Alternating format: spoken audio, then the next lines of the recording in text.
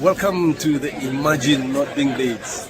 Imagine not being Leeds, not feeling this pain, not dancing through thunder, not walking through rain. Imagine not rising with fists in the air when the world turned its back and no one would care.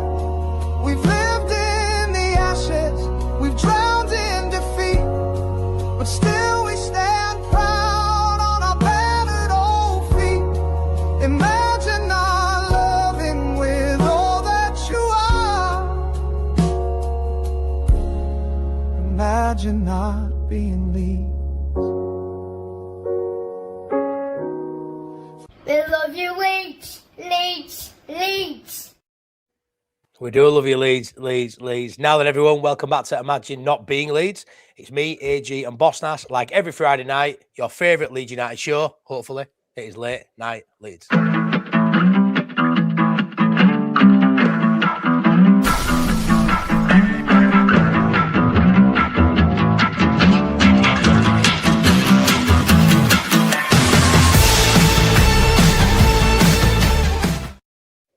Now then, everyone, welcome back to Late Night Leeds.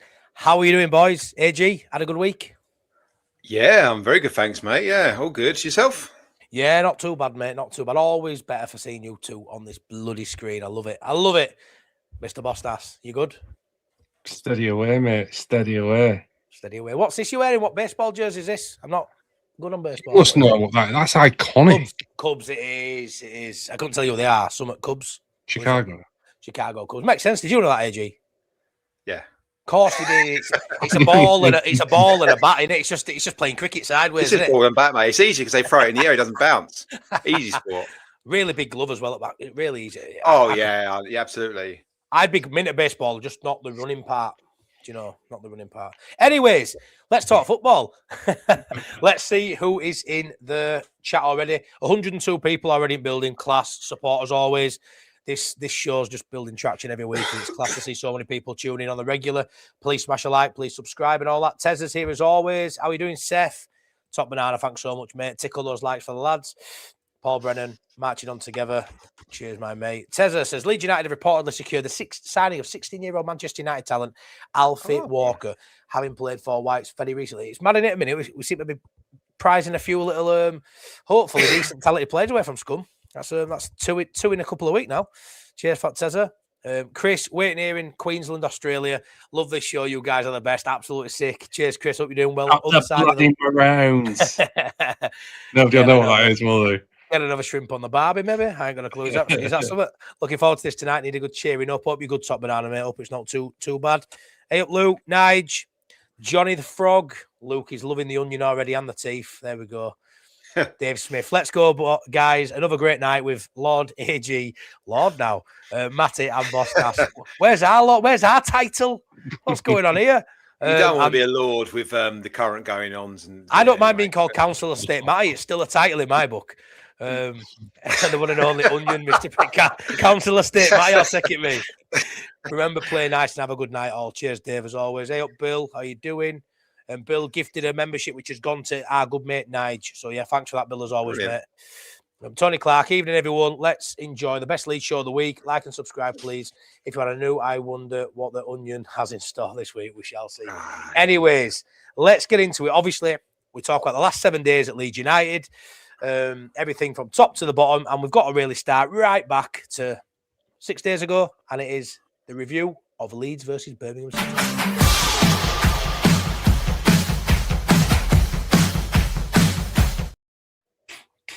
I love that. Mate, these beats are getting me going. They're getting good, and then even the colour, just very satisfying on the eye, mate. Very satisfying. Do you know what? On the eye. I get bored of looking at. I'll do them for like 3-4 weeks. I get bored of looking at them or a bit of music, so I'll pick another bit of music and another colour because everything goes shit after I see it a few times. I get bored of everything. No offense, Jennifer. Love that. Jennifer's the only thing you're not bored of, mate. So that's that. it. Yeah, we'll go with that. That's a better way of phrasing it, mate. Yeah. I love how Priestley nips on for 20 minutes, mate, and just steals a show. All I can see is onions, Quizmaster onion.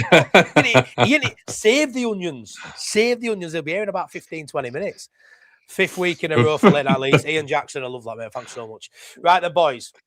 Birmingham. I'm going to get your thoughts first, AG. Cup, 4th round of the FA Cup. You know me, I took my boy. I'm a massive FA Cup enthusiast. Before we talk about the game, Adam, are you an FA Cup enthusiast? Well, I'm a Leeds fan, so no, of course not. Like we haven't done it. We haven't done anything for absolutely ages, have we? Like, but growing up, of course, FA Cup final day, helicopters following coaches, players coming out of hotels. It used to be on at midday, didn't it? Played it, and then the game was at 3 o'clock. The build up to it used to be huge, and it's obviously gone away a lot. And then Leeds been so crap in it for so long that it's hard to actually even pay attention to it too much. But yeah, whilst we're in it, whilst we're doing well, I'm well up for it.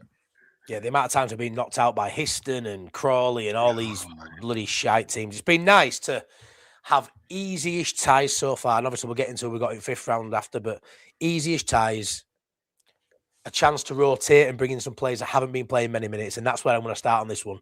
So the lineup, we're bringing quite a few players coming. You know, Tanaka gets the game. You see Nonto getting minutes. Pirro was on the bench, which I was surprised about. He didn't start the game. He only got maybe half an hour. But Bossnass, they didn't take their opportunity. You know, we got taken to penalties, obviously.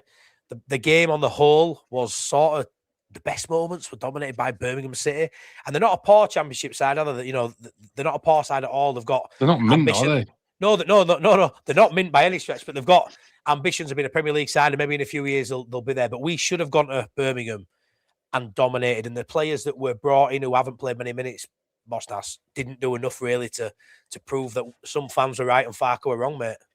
Yeah, that's 100% correct. I mean, these players should be really chomping at the bit to get just minutes, just get in front of a live crowd, play a first grade football game.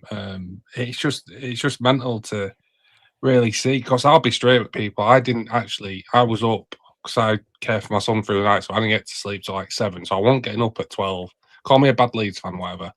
I couldn't because I wouldn't have got through the next night. So I just watched the extended highlights. And I'm telling you now, 80% of those highlights were all Birmingham. Yeah. Now, I can't get a real sense of the game from highlights because a lot of the stuff that they don't show is still key to giving a real kind of analysis on the game. But, do you know, they didn't look too dissimilar for quality. And that's shocking because they are dissimilar. There is a gap between the quality of the team that Leeds put out and what Birmingham had on the pitch there. And you can always say on one side of it, you know, these players should do more. But there's also a question of match sharpness, with them really just being, a lot of them just being cut off in the cold. Is it fair to assume they can just come into a game and perform just like that, just because, you know, we expect them to? I'm not so sure. So, you know, it is, there's that on one side, but there's the other side of it which says, you know, it is a championship team. And if you wanted to put your hand up to say, Daniel Farke, you cannot ignore me. Look at nobody did that. Nobody went, you cannot ignore me today. Look at me. This is the name on my back of my shirt. You cannot ignore me. Nobody did that. So, yeah. But look, got through. And that's kind of the main thing, because each time we kind of brush past, it's kind of getting more exciting now, isn't it? But we'll have to look. We've got another good draw as well. I suppose we'll get into that. But you two take it away because you guys saw the full game. Yeah, no, I agree, mate. Performance don't really matter at FA Cup, pal, when it's a knockout competition, does it really? And even in Premier League, really, it's just about getting points, AG. But in that game, it was more disappointing to go 120 minutes and penalties when you really don't want any injuries. You don't want, you know, don't go on. We don't play till tomorrow, so we had a week's break. But obviously, Okafor picks up a bit of an injury. The only injury we've sort of got now, which is a bit of a black mark on the game. But yeah, what were your thoughts on the whole, really, for that game? So it's interesting what Bossnass said there. Like, no one put their hand up coming in, but then the match sharpness thing, I'm quite big on that. I'm massive on that. In fact, I think if you if you make that many changes, you're always going to look disjointed. It's always going to look a bit like, you know, like it's hard to stand out and play well when the rest of the team isn't. And I've for years and years and years and years seen Leeds make 5-6 changes and look like a decent side. It's just what we do. We really struggle with it. And it's not about the backup players. I think the players coming in have got quality. Yeah. but I don't think anyone came out of that game playing really well. Nemecha's finish was very good, but overall he was pretty poor. Hold up play. He was bullied. He just spends half his time on the floor. DCL come and looks half decent. I think he's always decent. And Ampadu makes a difference. But the players, what I did take umbrage with, what I was a little bit miffed about, was a lot of fans after saying, "Oh, you can see that Farke's right with his first team. Look at those players that come in." I think that's so unfair because everyone was saying exactly the same after Sheffield Wednesday. BL, DCL, James Justin, they're all shit. Everyone loves to judge players after one game. Everyone is just like, got to give people a break. They're just not match sharp. And you come into a disjointed lineup, it's really hard. I think Farke got it so wrong in the first half. He did this, and it look. It's so overcomplicated in a game like that to do the silly thing that he does every now and then. It works in some games, and some games it looks really disjointed with a 5 at the back out of possession and a 4 back in possession. And people were knocking Nonto. Nonto out of possession was playing right wing back. He was playing right wing back. That is ridiculous. That is absolutely ridiculous. And to be fair to Farke, he corrected it at half time. He brought Ampadu on, changed to 4-3-3. Square hex and square poles. Square hex and square poles.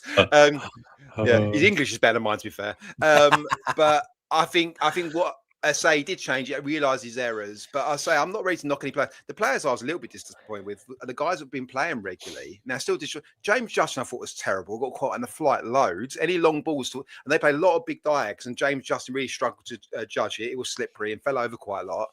Aronson, I thought, was terrible second half. That was proper vintage Aronson, just falling over and getting bullied. There's a couple of other performances. Bornell was poor. But a case, again, it's not really worth pulling it apart. We went through. It's the FA Cup. On we go. Okay, bloody hell. You can't say that, mate. You can't do that. Winning the game, though, I think, a team, even with that quality, shouldn't be getting hegged back. From everyone missed that joke there, didn't they? Jeez. Hegged back. Peg round pegs. Oh, I see. No. Don't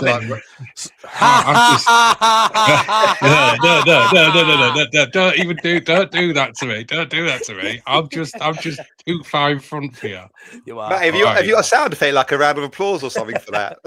I am actually, but yeah. I'll leave it. No. It's not worth it. Do not violate me like that. Oh. What we have got to talk about Birmingham, mate, is can't really speak about it and not speak about Perry's performance. Adam, I know it's Birmingham, but when you face these shots, a shot's a shot. Stansfield's shot was a bloody good effort on goal as well, from that left-hand side of the area, and he made that was a world-class save onto bar. Saved the penalty. Probably best I've seen Perry play for Leeds. And we'll get into what I think for Villa. But has he played himself into contention, lads? There's one good game against Villa. He jumps back in front of Darlow, who's been solid-ish, but still, we don't really know who he's fit. Do you go with a player like Perry after such a good game, Adam? I didn't think he was particularly that good. I think he made a brilliant save. I think every through ball, every time he's still stuck to his goal line. Get 6 yards off your goal line and play sweeper a little bit. Go, clear up what you can clear up. And then a few corners, he's still stands underneath them, gets pushed around. Guys like 6'6", like whatever he weighs, whatever. Like, he's no way he should do that. But I think all the same frailties are there for me. He made a very good save, and he's always been a very good shot stopper, I think. But that was, to be fair, an exceptional save. But he didn't show enough all round for me to bring him back in really. But saying that, it's only Darlow, so maybe. Yeah, it's not slight on Darlow. Darlow's done well, mate, but it's been all right. It is only Darlow, I suppose. Yeah, go on it. Yeah, I'm not sure really, because it is one of those where he's done this before, where he's had one good game and followed it up with 2 clangers. Do you know what I mean? So he has got form for this kind of inconsistency. So does Darlow deserve to be brought back out because he's done a couple of bits in one game in the FA Cup? Because at the end of the day, you do need some tinkering with a back line in the Premier League is not a good idea, especially when it's your goalkeeper. So if he is to do it, stand on it. Because that's it. It's one of them.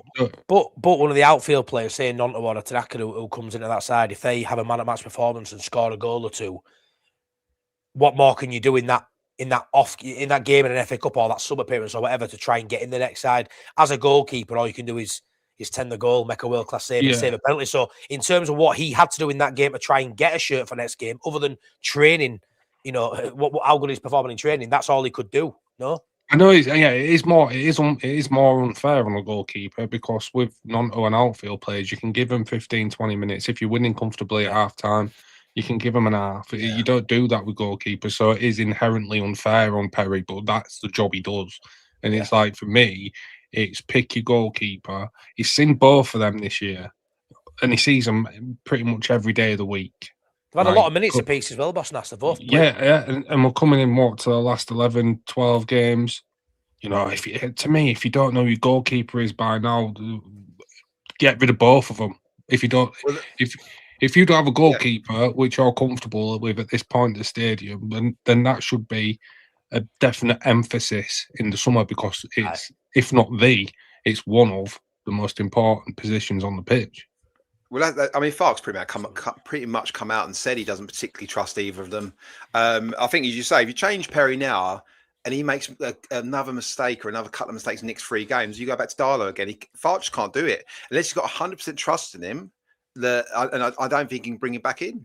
I didn't see a different goalkeeper necessarily. He's always been a decent shot stopper. I know he's not necessarily shown at Leeds necessarily, but I mean, Darlow hasn't pulled up in trees, but neither has Perry. I just think ultimately there's so little in it. Darlow is number one. You got to stick with him for now. I think the thing is for me is that Darlow doesn't have an area of his game which is horrendous. It's all very middle of the road, just mid, where he's not excellent at anything and he's not dog shit at anything. Whereas I would say some of the performances I've seen from Perry commanding his box, especially from set pieces or corners, has just been way below the level. So he can be great at shot stopping, but that's only 25% of the job. The other 75% of the job, he shows real deficiencies in. Yeah, no, that's fair, boys. So before we bring the onion in for the quiz, just sort of touch on the draw for the next round. Finally got a home tie, something we don't see very often, and we've got Norwich. So again, another Championship side at home should get past them. In terms of league position, I think they're below Derby and Birmingham, so technically the easiest one. It's a bit of romantic vibes in there with Farke being obviously our manager and being their manager for a couple of years as well. So one we should get through, lads. One we should be excited about.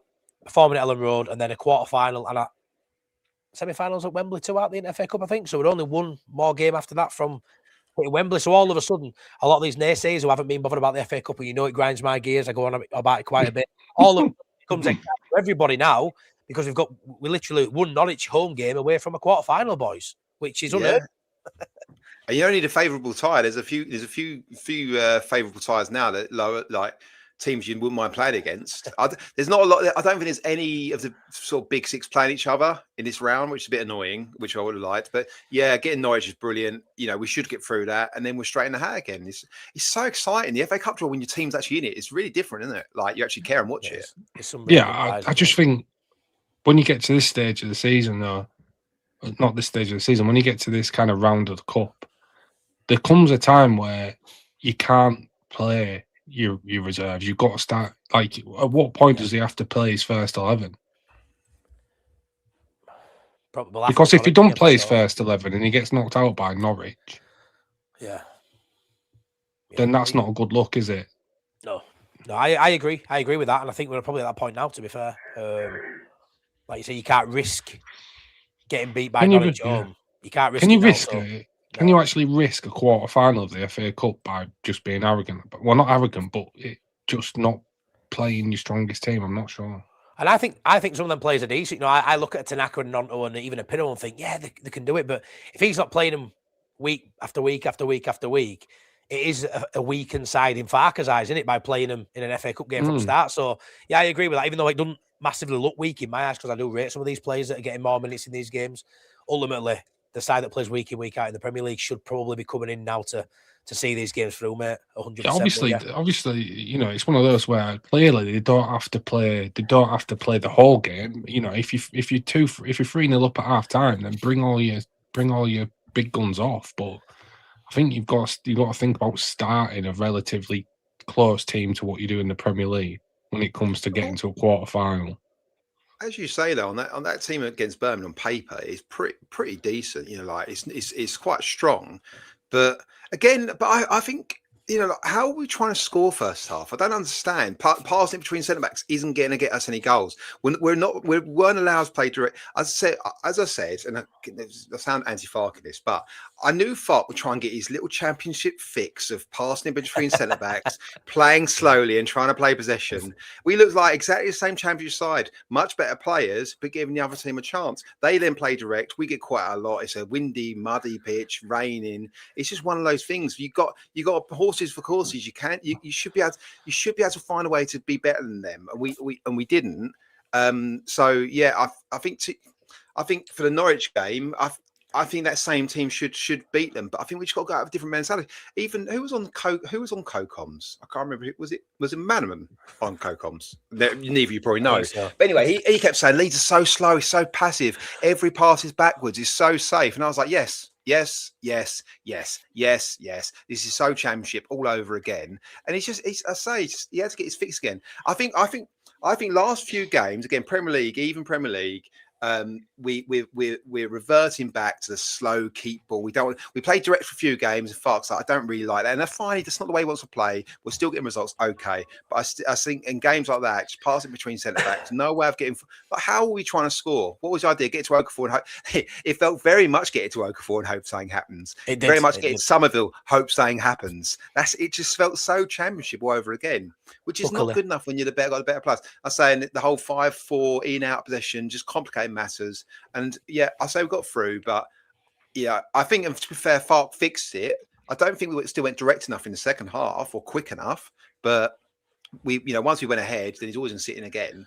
But we had the quality on the bench, didn't we, to beat a championship side as well. DCL Lampard came on a change game.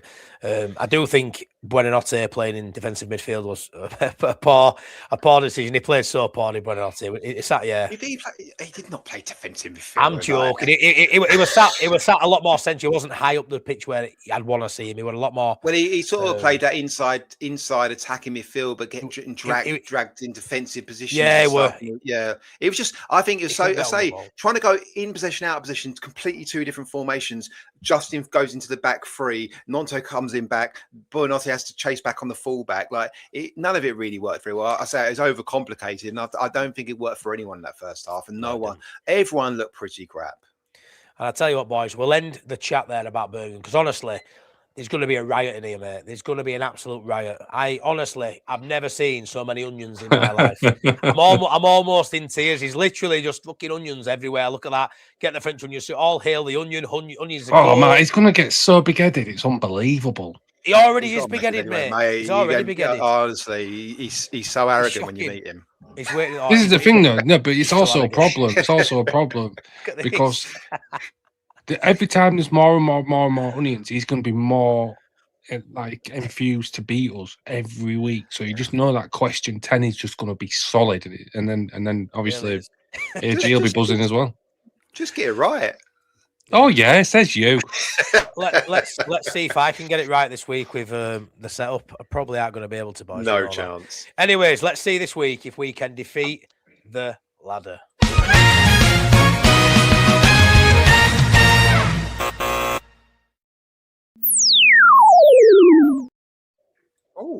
Almost. Didn't bring him up. Look at here. That was best it's been. That, boys.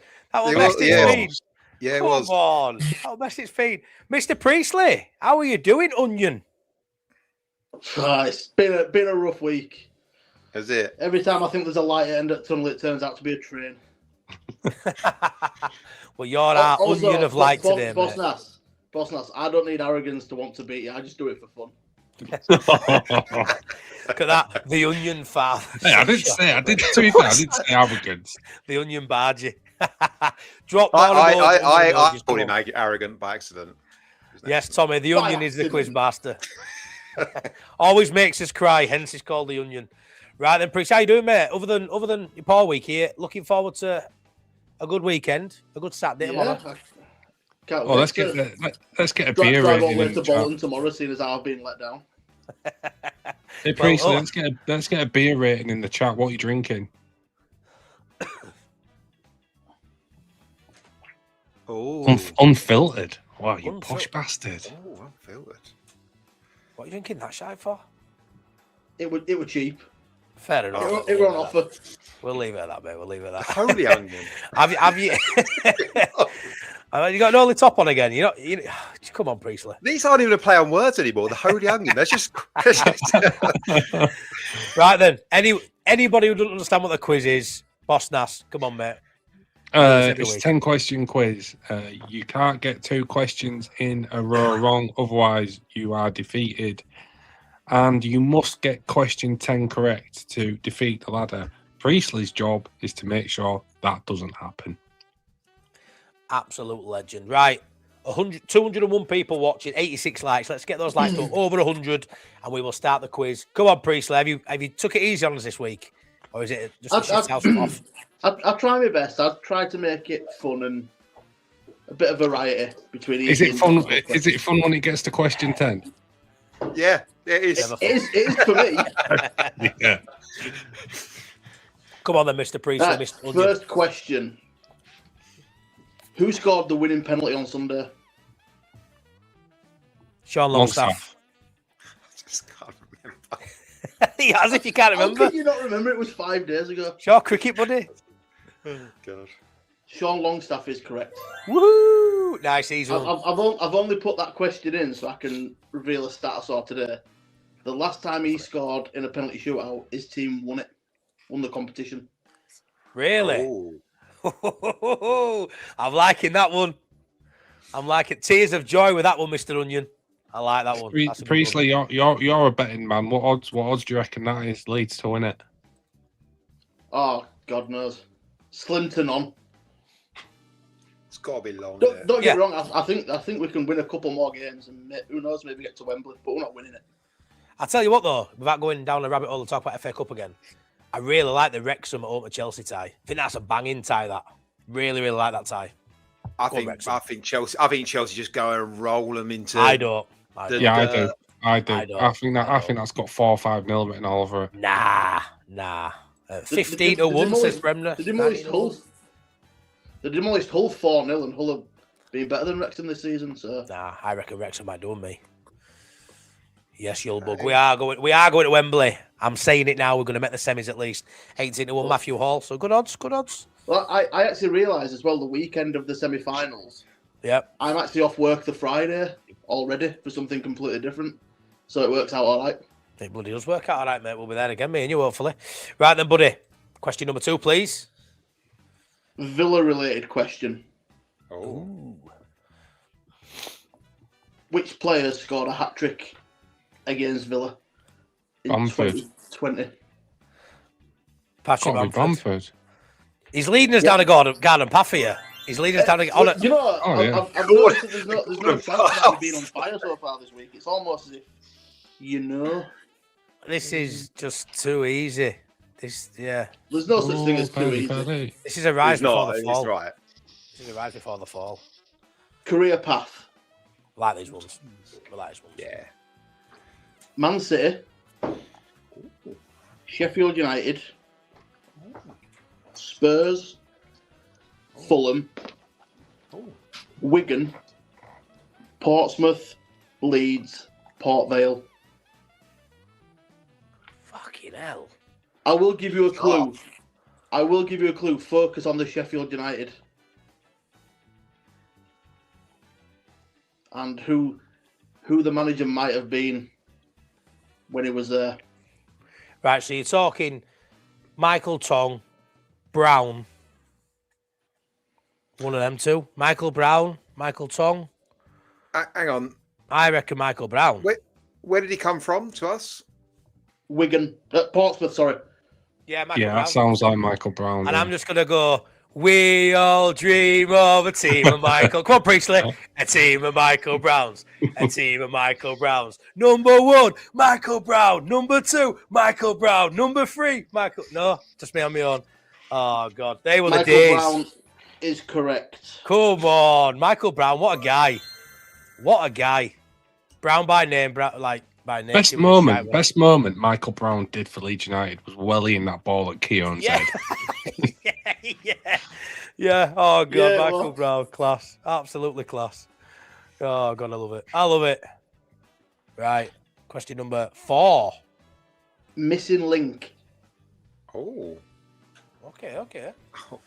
Kemar Roof. Patrick Bamford. Oh. Patrick Bamford.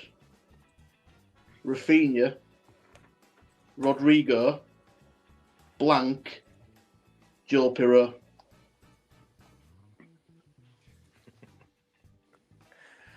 Right. Oh. Sorry, mate, you got to say that again. Unless you know Adam.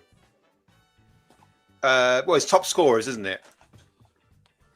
It's top scorers, and it's first season down in the Championship, I guess. So Somerville. I mean, we got the last one. We got the last one right. So Somerville. Final answer. Done.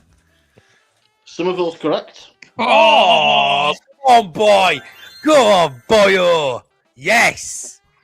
We all dream of a team of AGs. A team of AGs. No, we do not. We do not. We all I dream do. of a team of AGs. Come the, on. The only person more looking forward to you losing is. And what was the reason behind that again? Because I didn't even understand. I got lost after about 3 words. Then. What were the actual reason it was in for? What was it? Top scorers. Top scorers. Year on year. Sound. Somerville, of course it was. Of course it was. Go on then, Priestley. Number 5. Sunday was our second FA Cup penalty shootout. Who was the first one against? We've had 2 penalty shootouts in the FA Cup this year. No, not this year. I mean, in all time. What? We've only had 2 in FA Cup in over Yeah. 100 years. Right. So, was it? We played Crawley. That went to penalties over a year. But didn't we play Swindon over a year, like 20 years ago, when Robinson scored a header? That went to penalties. No idea. You've got League Cup in there, haven't you? Didn't we play Crawley last year? When it Crawley? No, Salford. Salford. I don't know how you store all this. How do you store all this? I'm gonna go Swindon Town. Can't you remember when Paul Robinson scored a header? Do you want a hand with this? Well, yeah. Yes. It's not Swindon because that was the League Cup. Oh, hold on. FA Cup. FA. No, League Cup. League Cup was Wednesday as well. Sheffield Wednesday. League Cup. So it wasn't who? It wasn't Swindon. It wasn't Swindon because that was the League Cup. Oh, my word. I think it was Crawley. I don't remember. Do you want another clue? Because Crawley or Salford. It's not Crawley. Is that the other to get clue? further on so I can toy with you later on. Come on then. Go on then. Give us another clue. I like a good toy, you know, we're going to say that's all. Speak for yourself.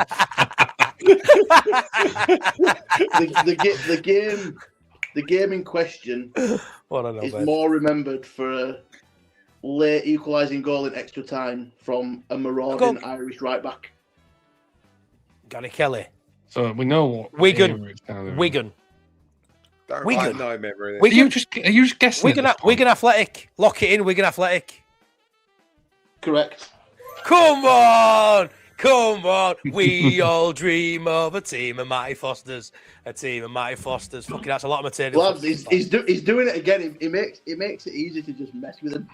Yeah. How many people? Did anyone get Wigan there? Like, I bet no one got Wigan. Swindon. I said Swindon. Wednesday, we're at League Cup. Ina, Swindon, Carling Cup. Sean Healy got it after you said it. If that counts. Oh, don't do that. That's going to send Sean absolutely. Duncan, mate. Duncan. Well in big Dunk. With Wigan there, look, get in there. So Duncan the Tall. Oh, mate. What a show. Class. Gary Kelly screaming it, what? Wigan.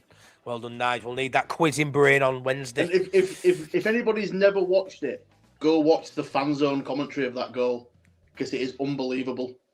Is it? You know when they used to have fans commentating? Yeah. Aye. Great. Yeah, go watch it. It is unbelievable. Class. You can just tell the guy was chucking shit about in commentary box. Yeah. That What, fan zone. literally. That fan zone was quality. Can you imagine if they had fan zone for North London Derby this week? That would be absolute comedy. Early 2000 Gangeen. 2006 to be There you exact. go. 2006. Gary Kelly with a goal. You're making it too easy for the boys with these, Priestley. Let them sweat. Come on, Onion. Let us sweat, says Steve Well, Brown. that's the first 5 done. Oh, great. Here we go. Now the quiz starts. Everyone, 203 people in 99 likes. Let's smash that like button for Mr. Onion. Come on, let's have a Come like on. on it, boys. Come on, smash us a like, you buggers. Come on, Onion. Give us some. Give us some ads. And another Aston Villa related one. Yep. 7 years ago, Matthias Klick scored a controversial goal against Aston Villa. Uh-huh. Yep. Who got the assist? Oh, you bugger. I remember goal. Oh, man. Down the left, cuts in. Who put that ball down and played him in? I think it was Stuart Dallas. Down the left. I think it was Stuart Dallas. I think it's Stuart Dallas. I'm actually going to lock it in now. It's Stuart Dallas. Ball down. Stuart Dallas, lock it in. No, is it? Stuart Dallas, lock it in. All right, I thought it was someone else. But... Who did you think it was? Bossnass, just to make it interesting when I get it wrong. No, because I don't know if I'm being stupid. Go on. No, go on. If you say it's Mark Maduka, then you'd be fucking No. stupid. As long as the person played for Leeds. No, I know, no, genuinely, I do have a suspicion that it was Bielsa's favourite son. I think there's something in that. I think it might have been Who? Tyler Roberts. I was just weird that you described him as Bielsa's favourite son. No, but we'll go with No, you, I couldn't Matty. decide. No, honestly, Matty, we'll go with you because I'll probably be miles off with that. Stuart Dallas, lock it in. Stuart Dallas. You should really listen to Bossnass. What? Tyler Roberts. Oh my fucking god! Never. The funny Never. thing is, once I said it, I said I think he's right, and then Matty went. Never in my mind did I think when I was watching Tyler Roberts and pulling my own teeth out while watching him play football, did I think in 6 years' time he'd come back and bite me on my fat ass? Oh my word. That is the most clinical thing Tyler Roberts has done right here, right now, at 22:39 on this Friday night. I can't believe he's done that. Bastard. Sorry, boys. We're getting this one right now. Sorry, boys. That's mental. That's mental. Robert. Sean Healy got it right instantaneously. Oh, shock! Oh, not Sean Healy. No, Sean, I wasn't saying that Whoa. like in any like bad term. Just like he got it right Sean instantly. Healy got it right. Gangeen went, I went there. Honestly, everyone's saying Roberts, Dallas, Roberts. Yeah, to be fair, Dallas, Roberts sort of You combo. were Right. right about it though. Down the left, then Klick cuts in and scores and just gets Yeah. 4 Villa players. Might just get sacked in the morning, yeah. We all dream of a team, the Sean. No, we don't, Sean, sorry. Let's move on. We definitely don't. One's enough. So Lovely, not to tempt fate, but who did Leeds last play in an FA Cup Roberts. quarter final? I've got no chance. We're going out here, aren't we, boys? I will give you a clue. I will give you a Going out here, clue. boys.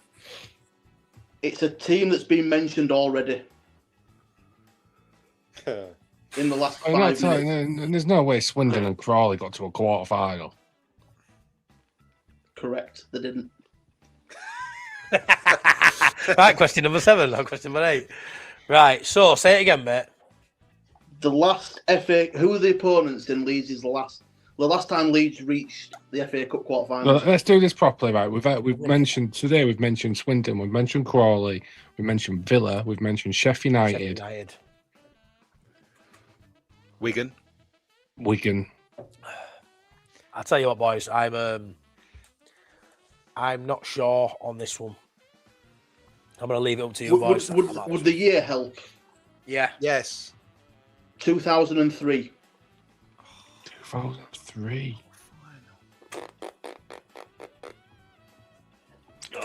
Yeah. I mean, if we're talking like 2000, early 2000s, that is when Wigan was half decent.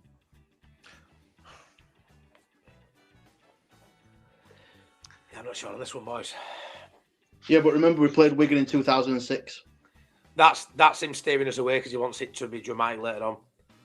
Cheers, Matty. I'm gonna go. Cheers, Captain Obvious. I'm torn between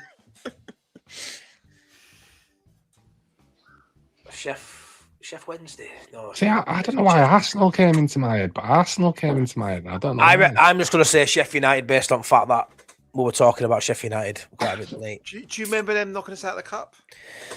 Yeah, but I couldn't tell you it year. I remember it like ages ago, but I couldn't tell you. 2003, I wouldn't have had a clue, to be fair, but I'm just going to go Sheffield United. That's the only one I can think of. Oh, that's interesting. That medical. That was I remember watching a game on TV. The Sheffield United, Tong, Brown. It was those lads. Yeah. Not to say. I think Sheffield United is right. Because then we signed them like a couple of years after that. Well, I remember watching that. They were really good. You think they were good under Warnock with those players? So I think Yes. they did have a couple of good cup runs. They were very good. I think you're right. I think Sheffield United is right. I think Sheffield United, but I ain't got a clue if it. Yeah. I think you're right. Happy with that, Bossnass, to lock it in? Yeah, I honestly, I don't. I have all sorts going around my head. So, Not even that Leeds related. Before I reveal the answer, Yeah, man. does anybody remember that wonder save by David Seaman in FA Cup semi-final? Yeah. That one-handed save when he clawed it off the line. Yes, I do. Against the game? Sheffield United in the Against semi-final. Sheffield after they United, beat us in yes. the quarters. Am I right? Yes. Yeah, Whoa, get in there, AG. Get up. We'll take yeah, that. that last-minute save from David Seaman. We did take too easy. To be fair, a lot of fucking hell. Chat's on fire tonight. Chat's loving it. Absolutely smashing it. Blunt, Sheffield United. Honestly, everyone's getting these right. I'll be honest. I was talking about this with the manager at work, and I completely forgot we played them in the quarterfinal. Yeah. I thought our last one was 98 against Wolves. But am I going mental? Or Fair play, man. did David Seaman have a connection to Leeds? Was he at Leeds at some point? yeah, he started at Leeds. He's Can a he Leeds play? fan, allegedly. Yeah. Love that. Love that. Well played. It's definitely getting harder, this onion. You're making me cry, mate.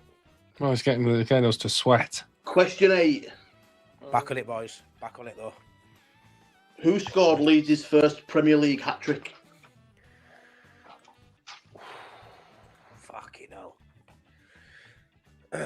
What year? I also believe this was the first hat-trick in the Premier League.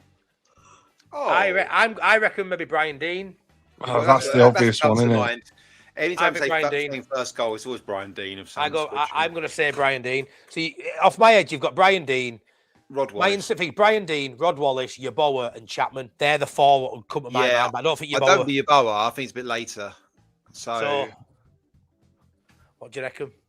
I'm no good with this. I'm no good with this. You know, this period of time, I just get all my players and eras mixed up. Was McAllister at the club at that time? He would have got an hat-trick though, will he? Yeah, McAllister's gravy, mate. He's absolute mustard. I honestly, I think we've had.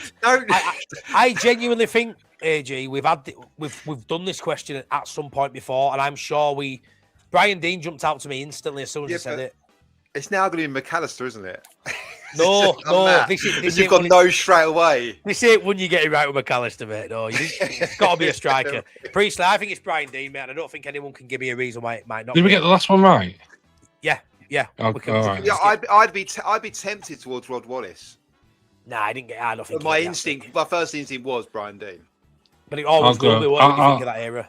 I'll go McAllister or Cantona, one of them two. Right, No, Brian Dean, Cantona's locking there. it in. So we're locking Brian Dean in, aren't we? What did you say? You think it's Brian Dean and no one can give you a reason why it wasn't? I can give you one. He was playing for Sheffield United at the time. No, I haven't locked it in. What you on about? Yeah, you have. You just said locked in. No. Hey, listen, Yeah, you did. Matty, stop. I know it's your channel, but he's the host, mate. He's the onion. You locked it in. If it's Okay. Gary McAllister, Okay, I'm off. tell you what. It's not. No. Okay, it's not Brian Dean. Go on. Have another guess if you're convinced you didn't lock in. No, Rod so I Wallace. think it's not what we're even fucking talking about. See, I Rod think- Wallace. Oh, and Matty, come on, one sec, right? Can we just hold our horses?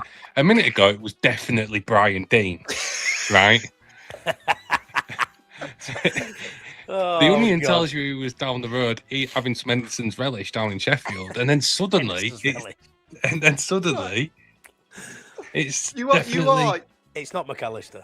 You're like, I want that one. I want that one. I don't like it. Oh God, Priestley. We've got it wrong, haven't we? So we can't guess again. So what is the answer? Put me out of my misery. What two names did you say, Bossnass? Hang on. I said if I was to guess, but I'm no good with people around this. I get my. Remember when I said Wilcox was playing in this time, and it's just miles on. I said either McAllister or Cantona because he was around, wasn't he, at the time? I'm sure he was. I hope so. Well, it wasn't Gary McAllister. Don't you? What it Cantona? Cantona. Did we get a bonus point for that then?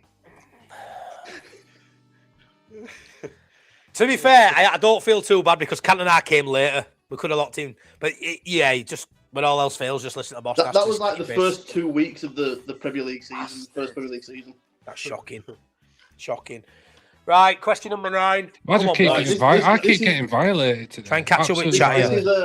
This is Just catch up with chat. Everyone in chat, thanks for people who's banging your answers in. There's so many people putting Brian Dean. I think it must be Ryan Priestley. Are we going to get some kind of VAR check? He was definitely Sheffield United. He scored the first goal in the Premier League for Sheffield United against Manchester United. A few Cantonas in there. Fair play. Yeah, go on then, mate. Yeah, that's all that French onion. Yeah, they do like a bit of French onion soup. They do like French onion soup. Honestly, I'm quite insulted by that you think I don't check these things. Yeah, you were probably there, mate. That's just because of what I used to do. You're feeling a little bit. Yeah, Paul, he does. I'm having a shocker, yes, mate. Paul. Shocker. Are we even going to get to question 10 this week, boys? Are we even going to get there? What's the next one, 8? No, this is question 9. Oh, come on then, because this is when it gets difficult. Before you start, can we just say, Matty, you cannot say final answer? Yeah, can you just stop it with the locked in? Because he says final answer, and then when I tell him he's wrong, he goes, well, I didn't lock in. He said final answer. You know what's to be a millionaire? There's more ways to skin an onion. I'll just try and get my way around it. Go on then. Let's be honest. Bossnass's favourite, odd one out. Oh God. That's me. So, can we just clarify? The odd one out for one specific reason. And tell us the reason, please. What now? Well, yeah, because this is what we had last time. That sort of defeats the premise of having the odd one out. No, stop. Can we just stop? Put a pause. This is what we did last time, and Matty found something that differentiated the 4 of them, and you still claiming in the group chat the next day that you'd won the quiz. Still claiming. So, yeah, well, all right then. So hypothetically, you could go, I've got a reason why these 4 are different, and then when we give you a reason, you could just switch it to something else. I'll tell you what, I'll do you a deal. I will give you the before you start guessing.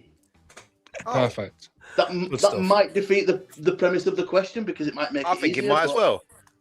I think it might as well. I think your which question 9 is when you start to turn, AJ, and I can see it happening. He's getting ready to start celebrating. Oh, you kill me, you guys. Right, which one of these is the odd one out?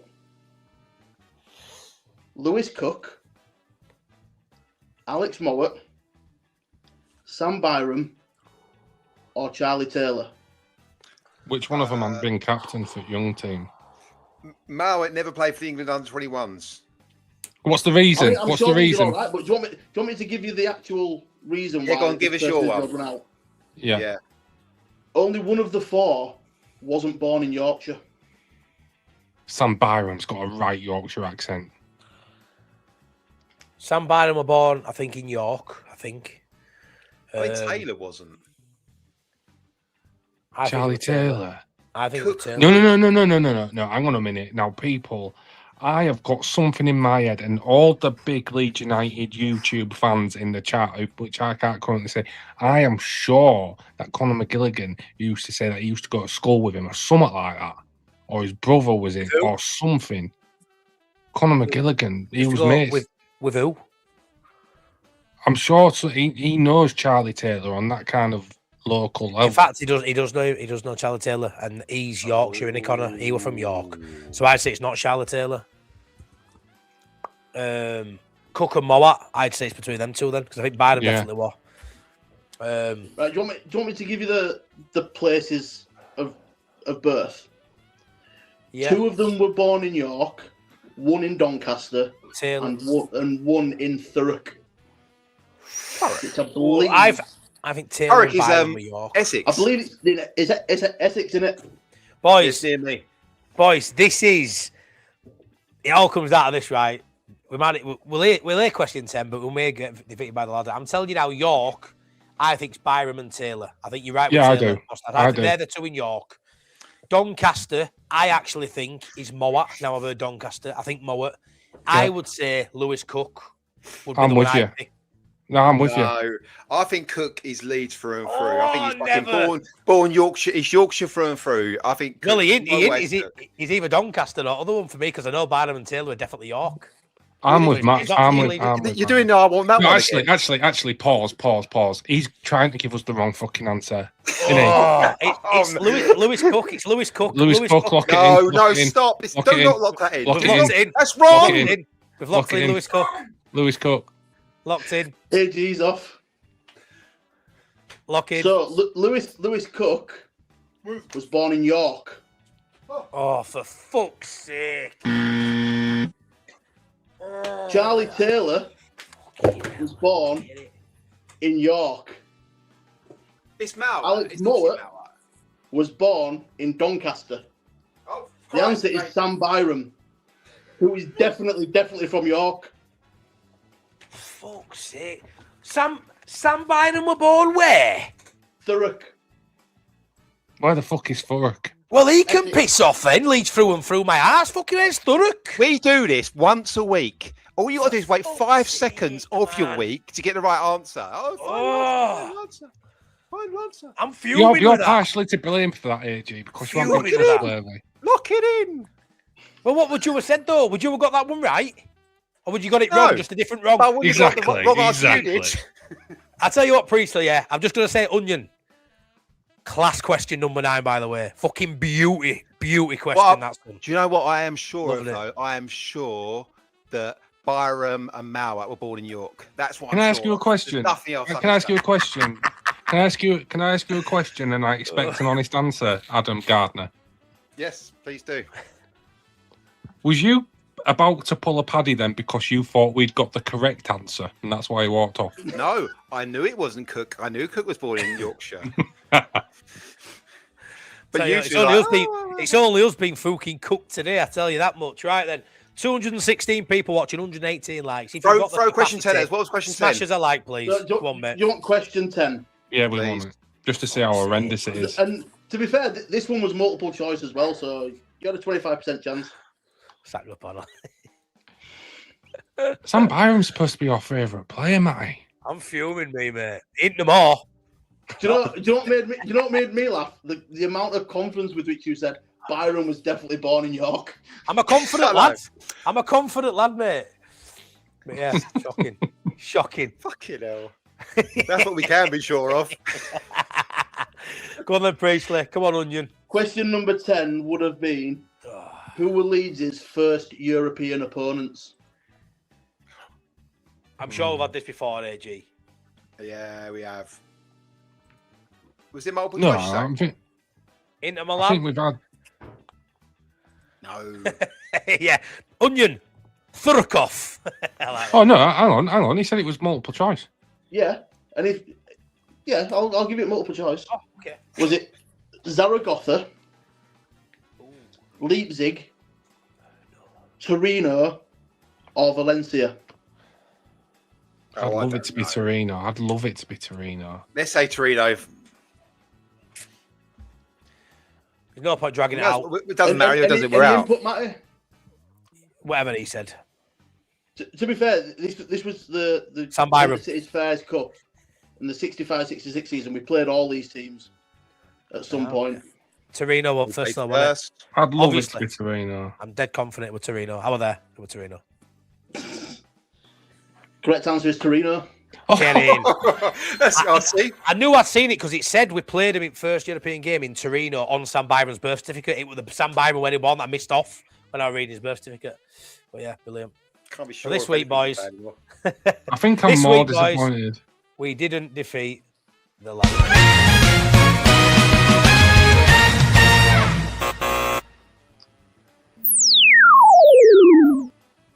Some onions in chat. We're the big What a losers shock. again. What Let a us shock. let us know if you enjoyed that. I hope you did. A little bit of fun, a little bit of banter with a little bit of knowledge for those who are knowledgeable along the way, and me just looking like a daft twat, which I do without answering questions wrong, but added a little bit more of a daft twat by answering questions wrong. That's me. I can't Boys, believe in a we nutshell. got 10 I love right. Bossnass's thought process sometimes. It's like, I don't know anything about this era, but I'm going to throw out the right answer as a guess. Yeah, that happens a lot. Nige is more gutted sure for of us. You know what it yourself, is? You know what it is, Nige? I genuinely am gutted when we get beat by ladder. I'm actually fuming with it. No, yeah, I haven't fucking won It yet. winds me up. Yeah, but you get moral victories all the time. Like today, you get a moral victory, boss. That's because I don't want a moral victory. I had verbal diarrhea just going, lock in, lock it in. Lock it in. Because guarantee you, right, before we even get off this stream, there'll be someone in the group chat from Priestley saying something about being unbeaten again. 0-7, I think it is now. I was that scared. I was that scared when I was marrying wife that when she got to the top of aisle, I was scared she was going to run away when she saw me in my best suit. I was like, lock it in. I'll throw it, ring it down aisle. Like, lock it in. You lock in now. I was like that top of aisle. I'm just that kind of guy. So when I say lock it in, you need to start realizing I don't actually mean lock it in.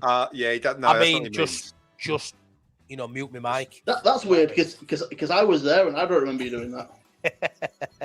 No, mate, I'm all like that. Oh, fucking hell.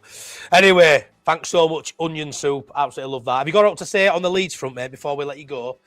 Villa tomorrow. What are you feeling? Well, I'll preface this by saying I don't think we win either of his next two games. And it's not out of the realms of possibility that we get something though, Priestley, either, is it? Tomorrow? Villa have been shaky at home, and as someone pointed out in the chat earlier, Brentford went out 10 men in first half and still won. So anything's possible. As long as we come out of the Man City game out of the bottom three, we'll be fine. It's crucial as well, Priestley, these next two. If we don't come out of it with any points, which we may not, we don't come out of it with a hefty smack on the arse in terms of goal difference, because that could happen in these two games, Priestley, if we're not careful. Well, I think Man City have got that fire back now, haven't they? Watching Arsenal slip up a little bit, and they'll be thinking we can win this now. The crash outs on Arsenal. Oh, it's just absolute cinema. I think I must have watched about 3 hours of them just all crying. I've never known a more delusional fan base in my entire life. I think the Arsenal content creation sphere is probably the most entertaining on YouTube. I've seen some absolute belters, mate. I think the thing with especially Arsenal fan TV is because they were sort of like the first ones, like the pioneers of it. They've sort of drank their own Kool-Aid. Yeah, and I saw one of them say the other day that if you say Real Madrid are a bigger team than Arsenal, then you're deluded. The mental. I stopped watching. I thought that's enough internet for me today. Then they are great. Honestly, some of the stuff that come out with it is absolutely off this world, mate. It's just I'll tell you my favourite one on Arsenal fan TV. That bald-headed fella. I think his name's Lee. He won't even celebrate England goals when Harry Kane scores.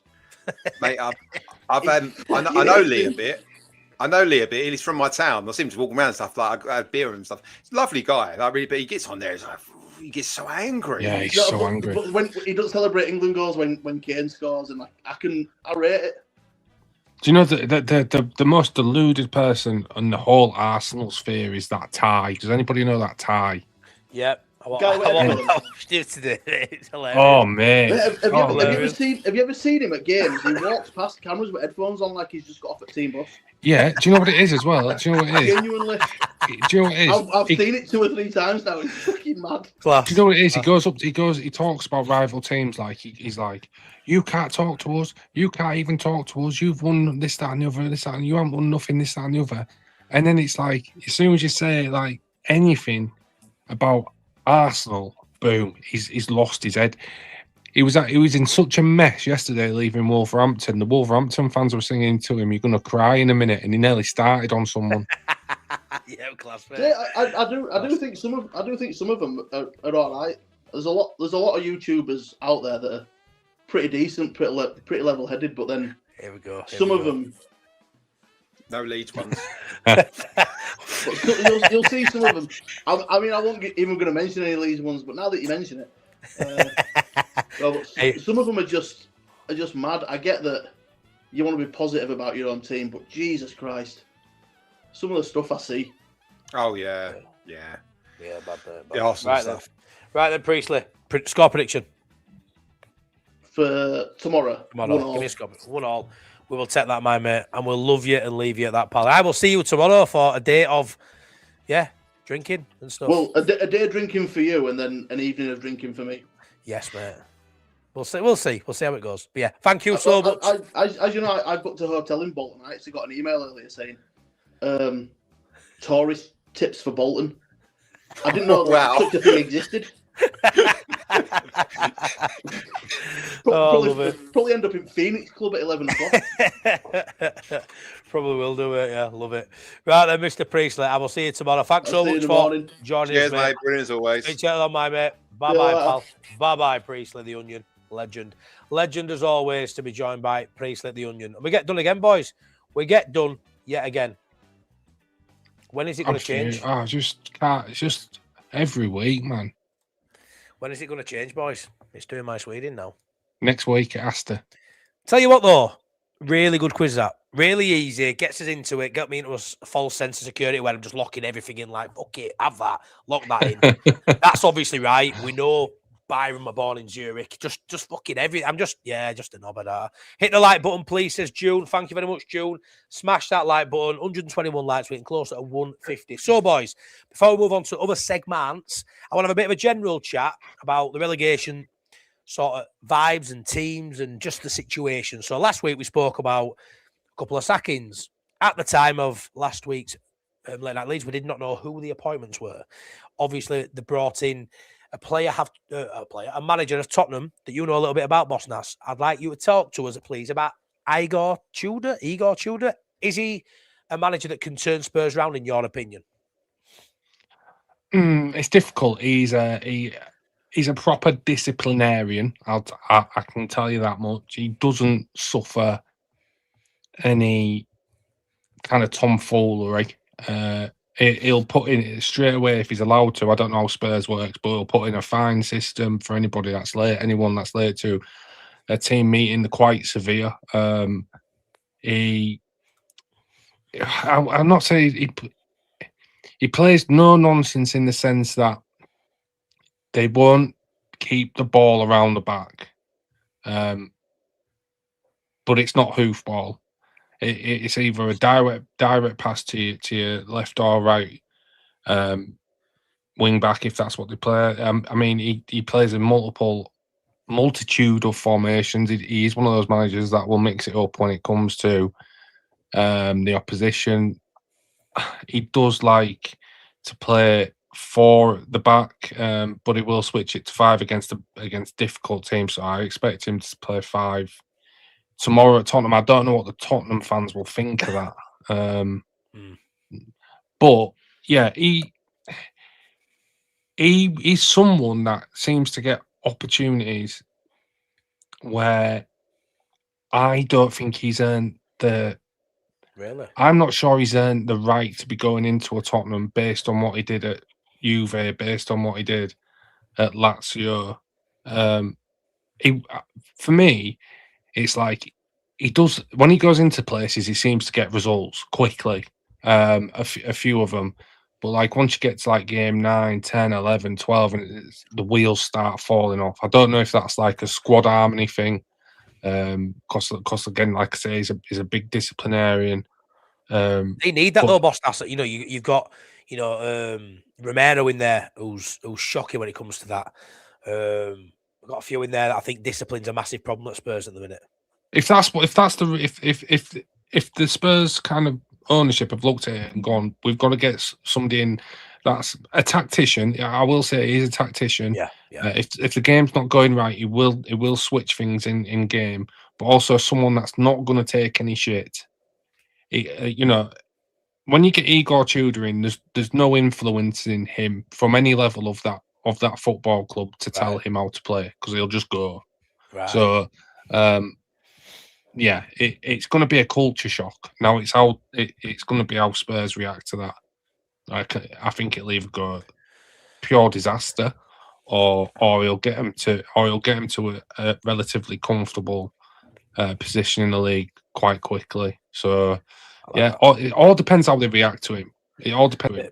Bit loves it, don't you, Bossnass? So yeah, thanks for letting us know about that, mate. AG Forest have brought in the ex-Wolves manager. Has he got more chance of keeping him up than What, Dyshaz? I don't think so. As I say, I think both changes. I said last week, both changes were because they wanted to get rid of the manager, not because they wanted to get even Pereira or Tudor in. I don't think Tudor's a really interesting one. Like as you say, disciplinarian. Only there for half a season. The players going to listen? Are they going to toe the line? Do they give a shit? Like, it's been quite interesting. Someone coming in, radically changing everything, and the players go, "Well, I don't really fancy this actually." But AJ, what I mean by disciplinarian is if you chat back to him, or you try to humiliate him, or you try to do player power, you will find yourself in the 21s the next morning, and he does not care. Yeah. No, and absolutely. But as you say, is that a good or bad thing with these players of modern players want it all their own way, their own egos, and Spurs players are worse than most for that. They've had it their own. Romero gets sent off every other game. He's the captain. He does. No discipline whatsoever. Shocking. He's an international. He's done it for years, and yet he's the captain. You know, like suddenly he strips him of the captaincy. I'm saying all these things could happen. They could upset a lot of players, and all these players look at it and go, "Well, I don't give a shit. You're gone at the end of the year, mate. Anyway, so why I'm not going to toe the line." So it's been quite an interesting experiment. It's been an interesting social experiment, above anything else. Forest have got a lot of good players. Watching them against Leeds, they were terrible. Then they draw at home to Wolves. They probably deserve that. They probably deserve to win. Just a bit, yeah. I don't know. Pereira did quite well at Wolves in the season. He came up and sort of true. Season. And since then, it's pretty poor. But they lost a couple of. I mean, losing Cunha and Ait Nouri and replacing them with subpar players, it's not gonna. You can't head and shoulder two best players by a country mile and replace them with players that aren't as good as the rest of the players on your side almost. Like that. So it wasn't really. So he's a better manager. He looked at Wolves, I'm sure. We can't not be. It's an odd appointment. And again, they're both a bit Hail Mary, and they see how it goes. I think they sat the managers and gone, right, okay, who can we get? Rather than we must get the manager. So yeah, I'm not sure how it comes together. Spurs are struggling. Spurs got Arsenal at home at the weekend, lose that. Teams round and pick up a point here and there as well. Like they are. It's not a bad time to play Arsenal, though, is it? If you Spurs, new manager comes in, you're not really expecting no, but Spurs to travel to Tottenham, all of a sudden looks a tricky game. New manager. They lose that. Arses have gone, haven't they, now? Let's be fair. So, the problem is, though, for Spurs, all home games are so important in the Premier League. If you don't pick up your points at home, very few teams in the bottom half pick up their points away from home. Very few points. Yeah. So, first game in, and he loses this, he's upsetting players potentially. Not saying he is, but it's an interesting time for them because the Spurs fans turn on their. I'll say it's the only stadium I've ever been in where they're booing one of their own players during the match because they don't think he's playing very well. Like literally all booing and hissing at him. Emerson Royale. And I was standing Spurs fans, what the? I was standing Spurs fans against Leeds. I thought, what is this? This isn't support. And that's Spurs all over. They've got a funny idea of football, Spurs fans. Yeah, no, they have 100%. Do you know what is with Spurs fans as well? They think they're entitled to this swashbuckling David Ginola type football. They think that's, it might be slightly Spurs heritage, but again, you can only play football with the players that you've got. So, yeah, I do see a reaction from Spurs tomorrow. Is it tomorrow or Sunday? Sunday, I think. Sunday. Yeah, I do. I kind of do expect a reaction from Spurs. I expect them to be. The thing is with Spurs, when I've seen them, especially at home, they've looked a bit lost in what they're trying to do, but also they haven't had the energy that I'd expect from a Spurs team. And you can look at the injury crisis that they had, and you can point to that and go, that is a valid excuse. I'm not usually one for excuses, but the injury crisis that they've had is on like a totally different level this year. So, but yeah, I'm expecting.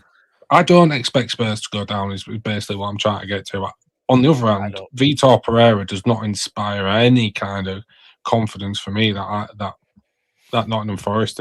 I mean, I'd much rather have Daishi in a relegation battle than Vitor Pereira, honestly, genuinely. And he weren't doing a bad job either when you look at his points per game and stuff. No. If we're going to end up, looking at what he achieved so far, we're going to end up on about 39 points. Is probably where we'd have got him, which would have potentially kept him up. But we shall see, boys. It's so knee jerk, isn't it? To sack your manager because you keep your manager. You go, okay, if you beat Wolves at home, you can stay. If you don't, you go. That's so knee jerk.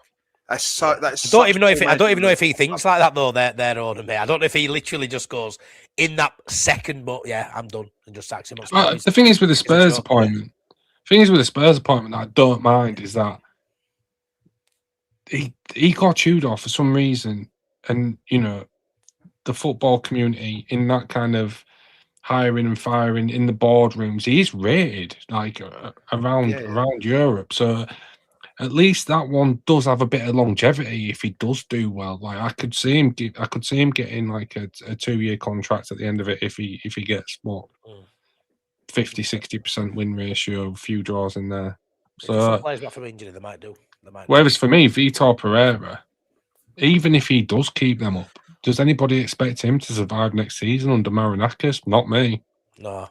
Yeah. No. I agree with that. Right then, boys. Moving on. Next segment. Who the hell is in Matt Heath's teeth this week? Let's see, shall we? Who the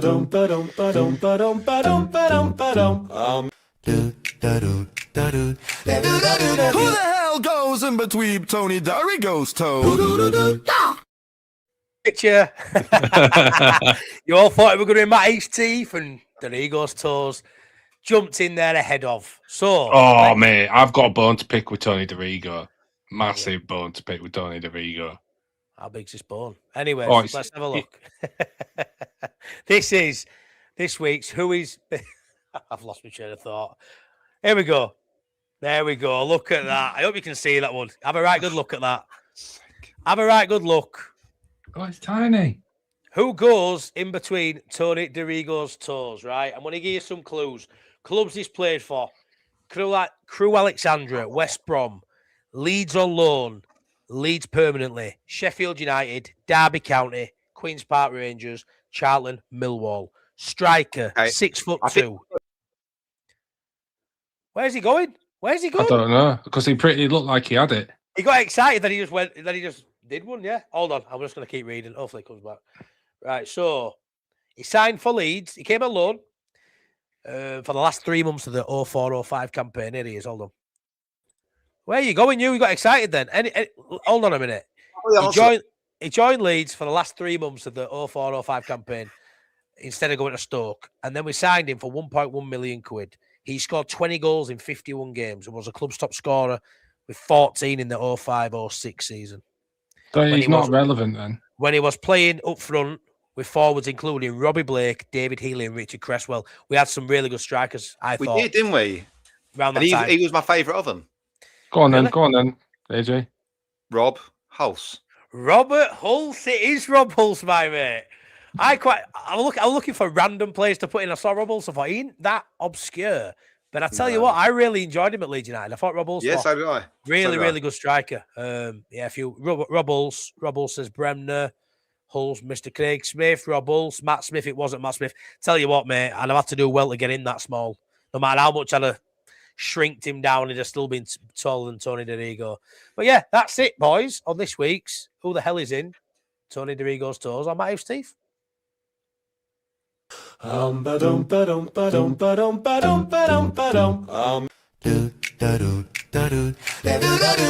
hell goes in between Tony Drigo's toes? Hey. And we move, boys, swiftly onto the preview for Leeds United.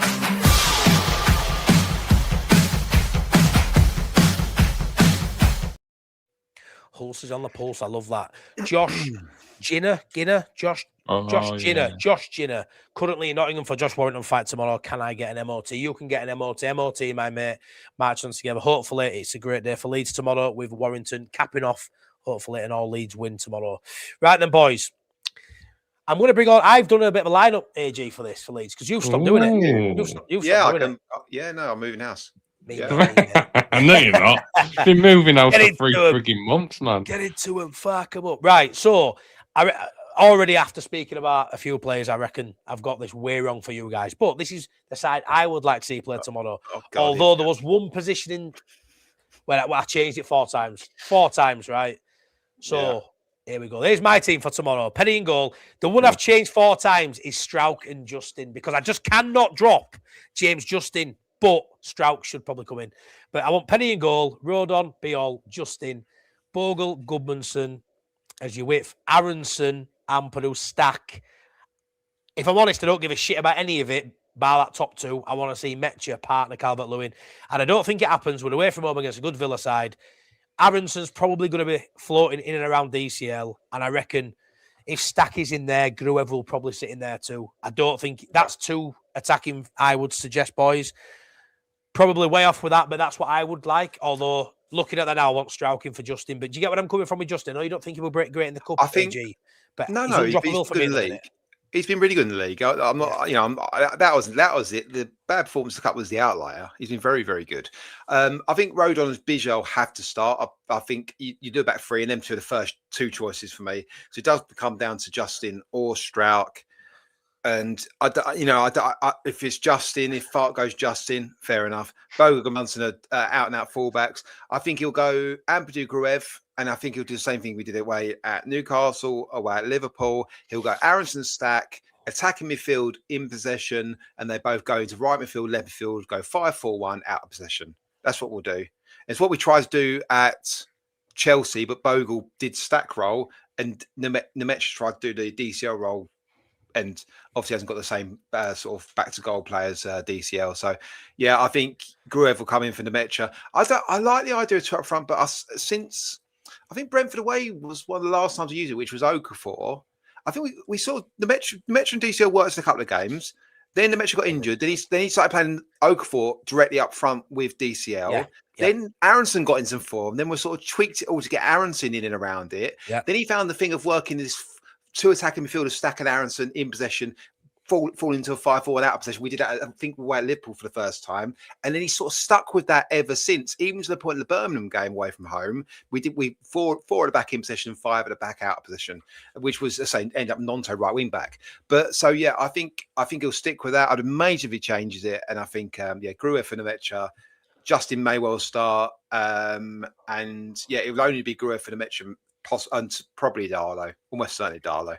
Do you reckon Stack comes straight back in then, even though he's been injured for a few? 100%, absolutely, definitely. I think he depends a lot. I think he was training earlier in the week, so he's had enough training time. He gets straight back in his team. We need someone who can take set pieces. We need him in the team for defending set pieces as well. His height, his physicality, dual winning. I think he's been really, really good all season, and I think no one else can do that role the way he does it, getting involved in attacks and sitting back in defence and high press, etc. So yeah, he's the best we got for that by a long, long way. So yeah, he comes straight back in, definitely. But you, Bossnass, what would you change in there? Well, are you asking me what I want to see or what I think Fark will do? A bit of both. Talk me through them both if you want. I think Adam's got it spot on with what Fark will do. I think Nemetcha, Gruev switch them to. I think Darlow starts myself, and I think Strauch comes in for Justin in that one that you've got on the thing there. I would like to see two up top. Me too. Because I think it's unlikely that Leeds keep a clean sheet at Villa Park. Really do. I just can't see it happening. I think they've got a bit too much going forward. They're very good at holding the ball in midfield. Very good at, managing the tempo of the game. So I think we are going to have to utilise an out ball every now and again. And having two up there would help that. Just to even if one of them holds the ball on while Bogle and Goodmanson get up the pitch, and you've got someone else there to keep a defender free. I don't think it'll happen. I'd be quite happy to see that kind of basically the one you've got there. Maybe I don't know if this is a game for Aronson. I just don't think they've got very powerful midfielders. I think he'll see the floor a lot tomorrow. They've got a lot of midfielders out, though, haven't they, Bossnass? We've got no Tielemans. McGinn are all out. Is Onana playing? Oh, Nana and Louise will be playing the Douglas Louise, which is still pretty good. It's mad that they've got 2 or 3 centre midfielders out, Bossnass, and that's who they're going to start with. Douglas Louise, no Nana. That's crazy depth, that pal. Jesus Christ. I just don't see this game being for Aronson. Saying that, I know I've said that he'll score, won't he? But yeah, I'd have I'd have a defensive option. I might I would be tempted to have Longstaff in this game, to be honest with you. Really? Yeah, so I'd probably, if it was me picking my 11, I'd keep it like as you've got it on screen, but I'd give Aronson a rest, play Longstaff, and yeah, maybe bring Strauch in for Justin, and that's about it.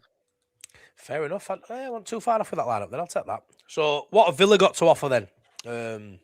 AG, obviously Watkins up top. Abraham, I think, may get the nod ahead of him. Everything I've been reading today and looking at the Villa end.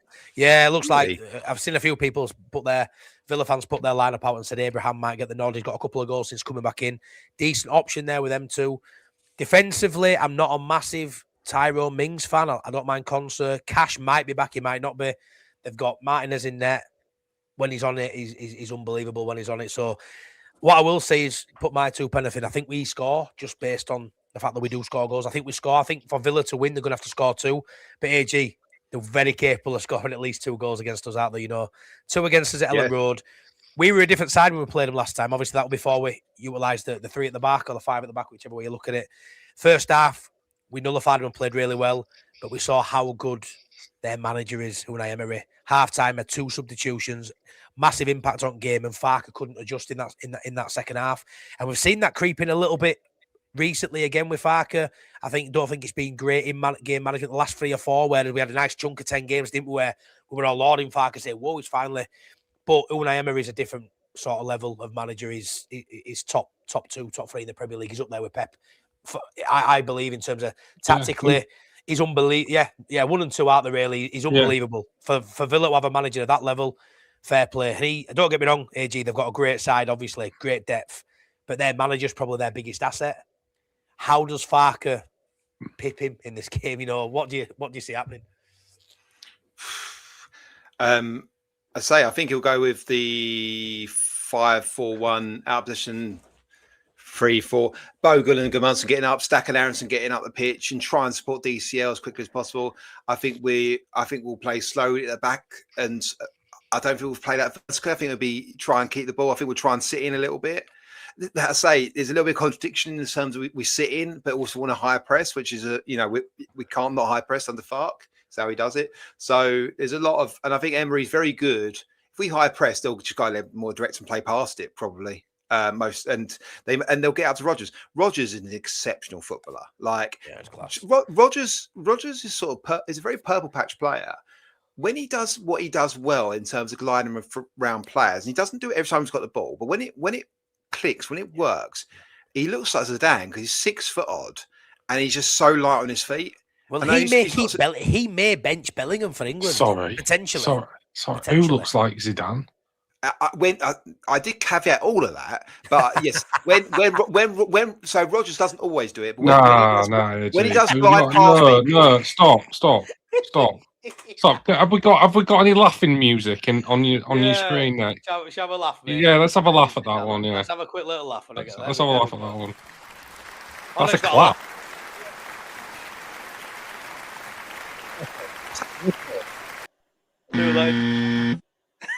I haven't got a laugh ready, mate. No, I've got not loaded in. I have no. I did caveat all that. Obviously, he's not Zidane, and you can caveat as much as you want. You cannot mention those 2 names in the same sentence. Hilarious. Zidane is my favourite footballer ever. I will say that as well. I think he's the best footballer ever. He's the best footballer to watch ever. He has the best touch ever. He has the best going past. Until Morgan Rodgers came into the League. What are we doing? What are we doing? We're losing all credibility in real time. There's elements in the terms of where big guy gliding past players with little effort. There's elements of a feel of Zidane to what he does. What do you mean, like Rabiot? Yes, if you like. Well, yeah. Well, let's go with that. Not Zidane. Shades of Zidane. No, there's nothing. There's nothing. No, don't do it. There's shades of Zidane in some movements of what he does and the way he does it. Remember Noel Hunt? Shades of Messi. Low centre of gravity. Remember Noel Hunt? Yeah. There is nothing Zidane like in Morgan Rodgers. We've gone off on a tangent here. Anyway, Bossnass, what do you think kind of qualities other than Zidane that Villa pose. Oh, I just like it when you know, class. yeah. You've rattled him, mate. Yeah, I just can't get my head around that. I like it when Douglas. Mings when he makes. I like it. I like it when. About him. No, sorry, I like it when Douglas Luiz takes it out towards the left and just cuts in. You know, like glides in, like Lionel Messi. Yeah, exactly. Just think, you know, when he does that, he's just spot on. You know, chips the ball across to Zidane, and then we've just got, you know, Tyrone Maldini at the back post. Yeah, Tyrone Maldini. Yeah, exactly. Yeah. Fucking hell, boys. Anyways, boys, let's get your score predictions. This is going to be a tough game for Leeds United. But I'm not ready to throw the towel in and say we're going to lose this game. I've seen enough in big games, tough games Leeds shouldn't get anything out of. I've seen enough in the boys. Away at Chelsea only last week is enough to sort of make me think we can go away against Villa and get something. Line-up-wise, whether I think it's negative, positive, an hour before kick-off, whoever Farker puts out there, I do believe we've got enough to get a point. And I'm going to go 1-1 for me, boys. How about you guys? Let me know in chat what you guys think. Can I just say, I've asked AI. What if he's like, sit down? You want the hide? If Morgan Rogers is like... Anything in Morgan Rogers, anything like in what Morgan Rogers does, like Zidane, he said, yes, there are striking similarities. AI equals Adam's intelligence or lack of. There are striking similarities in the playing style of Aston Villa's Morgan Rogers and legendary playmakers it is Zidane. All right. Ask it. Particularly in how they control the ball and use their physicality in tight areas. Right, I don't agree with that. No, can we ask AI? Can we ask AI if Morgan Rogers has got? Can we ask AI if Morgan Rogers has got similarities to Pele, please? We could ask that. Hang on a second. No problem. Two arms and 2 legs, mate. 2 arms and 2 legs. 2 horses. John Winter. Don't worry, we can ask you that definitely. Does Morgan Rogers have any? Come on, son. Come on. Pele. Computer says, like it says here, Johnny. Computer says no. This is ridiculous. It says Pele is a completely different historical and achievement level. There you go. What, and Zidane isn't? No, Zidane's just like Morgan Rogers. There's a what I'll say, Bossnass, there's a tad of Morgan Rogers in Zidane's play. You know. Oh, I'm gonna throw up, man. I'm gonna be sick. So now you understand, Bossnass, that we're lining up against Zidane tomorrow. Does that change the outcome of the game for you? What is your score prediction now? I'm sorry, mate. Zidane is in the top 20 players, in the conversation to be in the top 20 players of all time. I reckon he's higher than that. Of course he is. Yeah, that's not what you need to watch his back. That's not why I didn't say. I didn't say he's anywhere near as good as Zidane. Just no. What I'm saying is Morgan Rogers has not earned. Has not got the credit in the bank to be in the same sentence, not in the same book, not in the same fucking library as Zinedine Zidane yet. I love it, man. I love it. Bossnass is going to boycott AI. He is, man. He is. By the way, Zidane is up there, mate. Technical level, probably he's the best ever. Probably he's best ever. He's nothing like Zidane. What have I got tomorrow? Boys, I've got a Villa win. I can't. Well, now, especially now after AG's gave his summary of the game. I can't say. I'd love to predict. Best I can predict is a draw, but I'll be lying to you. I think Villa Park, tough place to go. I think no loss 2-1. Oh, I love that, Richard. Funny. Zidane top 3, Rogers is top 10,000. Exactly. I'm sure at one point he was saying better than Zidane. Yeah, it's nice for a bit of balance anyway, Bossnass, that you predict us to lose. I don't mind that. I could see us losing out 2-1. But I could see us nicking it as well. AG, where's your head at with this one, pal? What's your prediction? I think you've got to make Villa favourites. They're not. I mean, last 5 games, their form's not great. In what are they in the last? They've lost 2 of the last 3 Premier League games, and they lost in the cup to Newcastle. So they've lost 3 of the last 4 at home. last 5 games, they've won 2, drawn 1, lost 2, scored 4 goals, conceded 3. You know, there's not a lot going on there, but yeah, I mean, their midfield's missing, as you say, still got good midfielders, but McGinn's a massive. Very good midfielders, really good midfielders. Unreal. Similarities, unreal midfielders. I've seen a few Villa fans. I watched the podcast earlier as well, Meiji, and they were saying you look at McGinn, and fair play to McGinn. As much as I don't like him as a player, he's sort of gone through the levels with him and maintained still having a spot of he's still a worthwhile player for him in and amongst that world level players of Zidane quality, as we've uncovered. But McGinn's got that sort of that grit. They said like they lost 1-0 to Everton at home, and someone like McGinn will come on and just be a bit of a shithouse and fire the crowd up. They're missing that, you know. Yeah, bit like Gattuso did. A bit like Gattuso, but just like Gattuso did. Yeah. But like you look at the players are missing. And the depth in there, but their starting 11 is still mint, mate. And I do think the lack of depth may give us a slight advantage in this one to maybe get something from the guy. Looking at that, thinking if they've got 2, 3, 4 of these players out, which they have, that impacts their bench, their players they can bring on. Whether we've got that off the bench with Farker not massively liking a lot of our bench, in my opinion, but I think that maybe gives us a chance to get some. What I will say is, I think if Villa are playing the team that Villa put out tomorrow, if they play their best game, it beats Leeds United if we 100%. Play our best game. 100%. But that's not what happens in football. If they have any kind of slight off day and we hit our levels, there's a chance we can win the game. Never mind draw the game. I'm just saying. Look at them. They're in Europe. They're doing bits now in the Premier League. Their project is like 3-4 years ahead of ours minimum. I mean, minimum. Yeah. So, there's absolutely no shame in going to Villa Park, which is a really tough place. As long as we put in a performance in and we give ourselves a chance of a result, I'll be happy. Yeah. 100%. Yeah. I mean, I think we need to play with. We need to go away from just keep the ball at the back malarkey. We need to play a bit of tempo, a bit more risk to our game, play a bit quicker, get forward quicker, make sure players are up around DCL. If we're getting out to him quickly, get players stack Aronson, Bogle, Goodmanson all around him. Well, Goodmanson will stack whole width, but Bogle comes in quite a lot. But yeah, I think we can make it hard for them. But I think sometimes I say we focus on what makes it easy. We try and focus on what we think makes it easier for us rather than what makes it hard for them.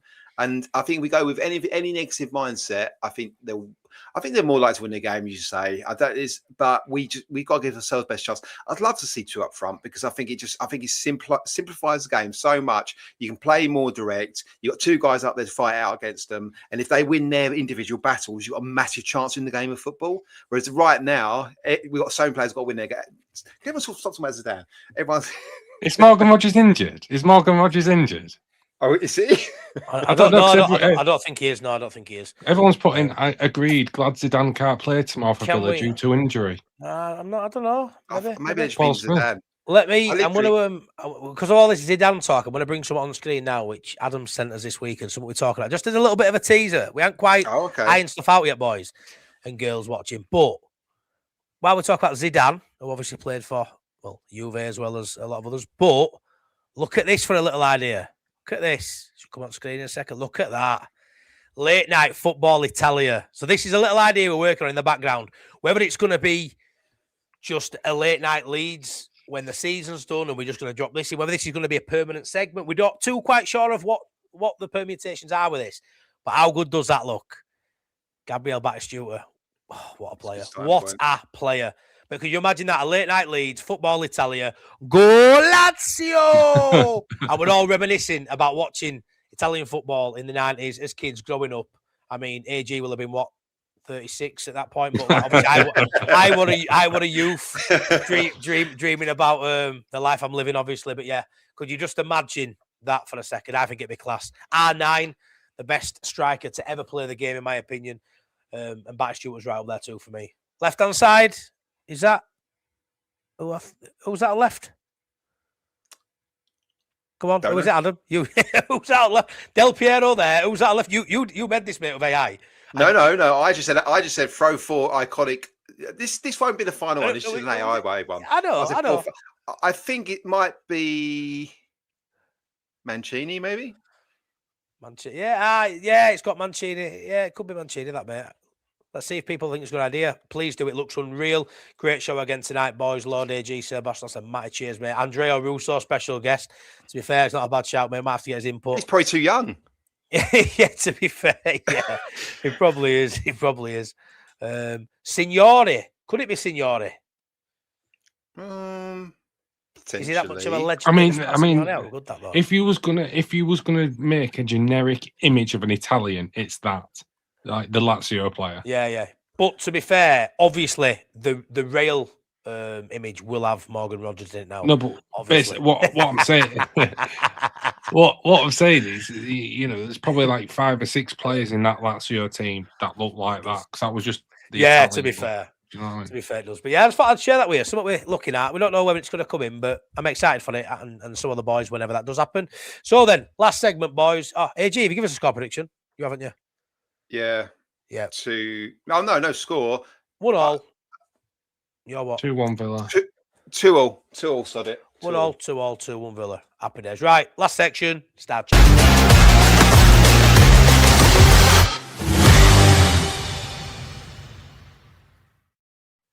Yes, Paul, imagine that. Imagine this, streaming this from a cafe in Rome. Del Piero was quality, which Leeds had.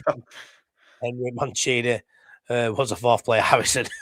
How do boys? How you doing, the Leeds gamer? I often think me with this show. Imagine if you just tune in half of the show as you're looking at Matt Heath's teeth or Donny DeVigo's toes. Imagine if you've never watched it before and you flick on during that moment. I think it's that bad show that if you turned on at that moment, like, oh my God, and then your man walked in your bedroom, you scrambled laptops, try and turn it off like it was something more sinister. Sometimes with that crazy on this, you don't even want anyone to know you're watching it.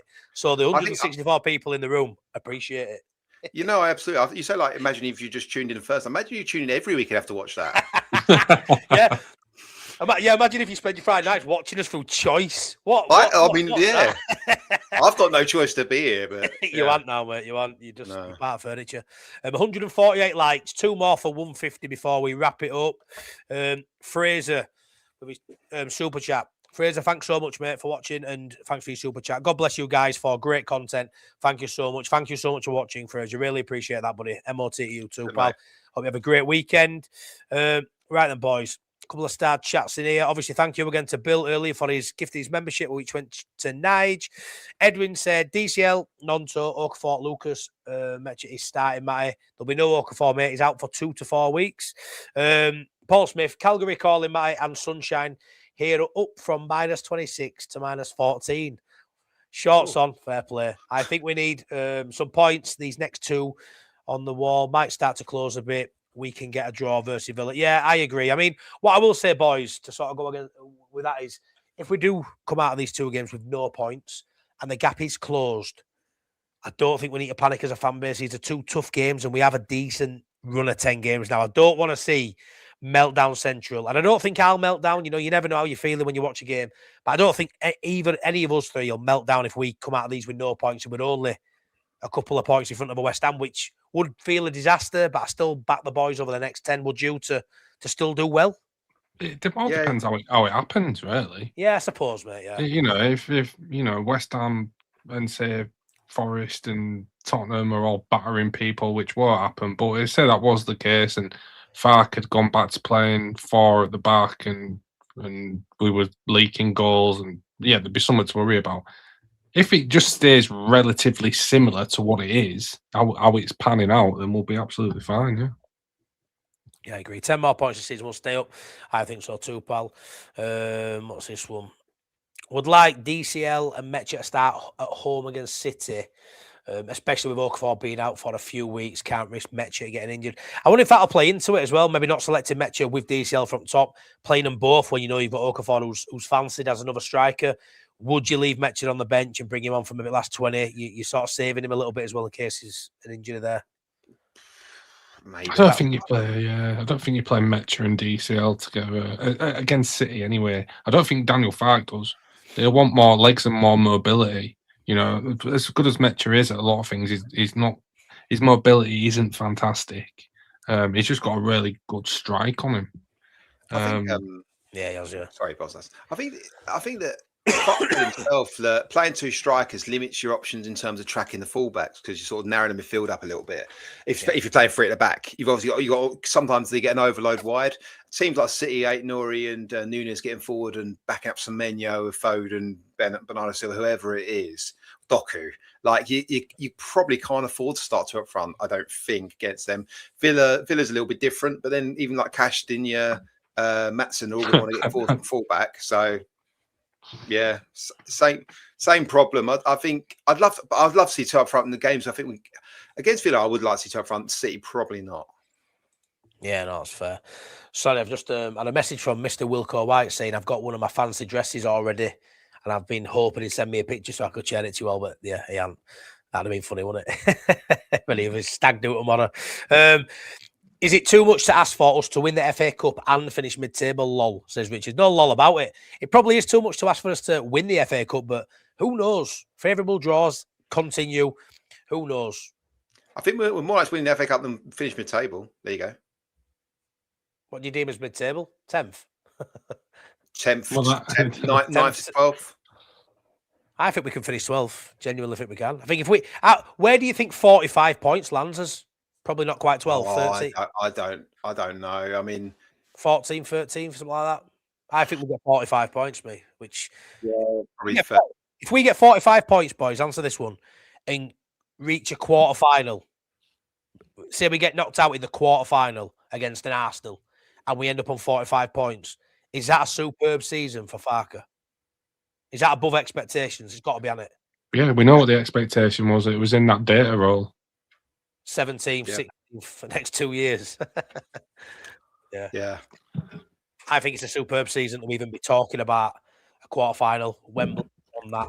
I don't mean to label this one either then, but if we just stay up, does Farker stay automatically if you may? No, it depends how it happens. It depends how it happens, doesn't it? I mean, if we went on a bit of a shit run now and barely won a game till the end of the season, but stayed up because West Ham didn't win many more games, you'd feel different, wouldn't you? I think if he hits 40 points, wherever that leads us, if we hit 40 points, I don't think you can sack him. Well, they can and they might do, but yeah, I don't know, mate. I still see a lot that I don't really massively love in Farker, but points and results what make a difference. And I think under Farker, 3 years in a row, we've done pretty well at Elland Road. I know 2 years winning championship. There's something there. He needs to be better away from home. He needs to be better in game management. But yeah, if he gets 40 points, lads, in the quarter-final at FA Cup, I don't know what more you can ask him, to be honest. Yeah, I don't think you can hark back to the championship. He had the best team championship by a country mile the first season in particular, I think. And or maybe not the first season, sorry, because Leicester are in there. But yeah, he should have got promoted first season. So you can't really hark back to that. I think ultimately you say it's how he does it. Do you know what ultimately it is? It's club direction. And it's what the expectations are of the club. Fark's got lots of good points. He's got the players playing for the badge, the team, good team 100%. spirit, and good fight. And I think you don't want to risk that. I think you'll be able to get more tactically adept and better managers, certainly. But it's a risk if you do get rid of him, stay up. But it's also, seeing clubs do it, they think the next step for them is not with this manager because they do players all the time. I know. Like that data sheet, it said, didn't it, 16th for next 2 seasons. So maybe Farker's the man again for next season, which... I don't say that date, I think that was meant for the investors, wasn't it? And I think it's to manage expectations rather than anything else. If people are giving you money, they don't give you money and you go, oh, in 2 seasons we'll be 10th. You go 16th, 17th, if you do better, they're all happy. Yeah, it's managing expectations. It wasn't meant for the fans, really. Yeah, no, I get that. The Leeds game, and Matty, I heard rumours that Yorkshire Rose badge is coming back next season. I love that. I've seen, a few shirts floating around, which may be true or not, but yeah, the Yorkshire Rose. We got wind that the Smiley badge are coming back a fair few months before it did, and that was announced. And that was decent. So yeah, I think the Yorkshire Rose on any kit will do similar numbers to the Smiley badge. This is probably my favourite badge, to be fair. I think a lot of people will agree. Yeah, I love the Smiley badge. I love a lot of retro. I love retro stuff, but that's probably the most symbolic Leeds. Like going back to my child, going back to our childhood again. I think people love the badge that they grew up with, and that's the badge I grew up with. Sticker books used to get that with shiny background. And you think Leeds shiny badge with that rose on. Class memories, man. Right then, boys. I think we'll leave it there. We've done his predictions. We've had a natter for an hour and 44 minutes. And I hope everybody's enjoyed it. Massive shout out to Fraser for his super chat. Massive shout out to Bill, my good mate from Virginia, the USA. We're singing that at Birmingham every time Aronson got bought. USA. Class. I know he's on Florida again, but yeah. Class. Mint times. Right then, boys. I'm on Mr. Sean Carney will call back stag do tomorrow, and then halfway through the day, about 4 o'clock actually, then got to shoot up to Bolton for Mike, who's a good mate of the channel, for his 40th. So I've got a busy day tomorrow. So I'll be watching the game while I'm out and about with Priestley. There will be an instant match reaction, probably from one of the boozers with Mr. Priestley, or maybe from Mike's house. I don't know where I'll be, but I'll get an instant match reaction out tomorrow as a pre-record, and we will see how we go. But yeah, hopefully, big 3 points coming tomorrow. I'll take a point, as we've said earlier. But yeah, anything to add, lads, before we go? No, man. Thanks for the late night Leeds crew for always turning up in numbers like they always do. And yeah, man. See you next time. See you next time. Toodle pip, everyone says Johnny. Yeah, too right. Thanks so much. We speak about this all week on WhatsApp group. We look forward to it, and we're glad you guys do too. So we try and bring you something different, something a bit weird and wacky, with a bit of decent convo, hopefully, all wrapped up there with an onion. But yeah, love you all the bits. Love you all the bits. Thanks. Thank you so much. Good night. See you next time. Bye-bye.